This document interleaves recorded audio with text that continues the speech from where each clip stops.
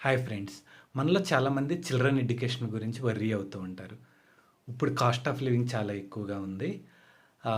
After 10 years తర్వాత education cost చాలా పెరిగిద్ది.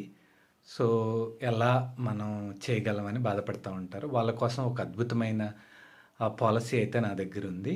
సో, మీరు ఎవ్రీ ఇయర్ 1,00,000 ఆహ్, అలా 10 ఇయర్స్ పే చేశారనుకోండి. అంటే 10,00,000. ఓకే. టోటల్ 10,00,000 పే చేస్తే 11థ్ ఇయర్ వెయిటింగ్ పీరియడ్ ఉంటుంది. 12థ్ ఇయర్ నుంచి నెక్స్ట్ 30 ఇయర్స్.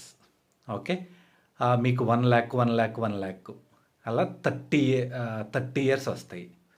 ప్లస్ లాస్ట్ ఇయర్‌లో మీకు ఏదైతే ప్రిన్సిపల్ ఉందో 1,00,000 10 ఇయర్స్ కట్టారు కదా! ఆ 10,00,000 కూడా వస్తాయి.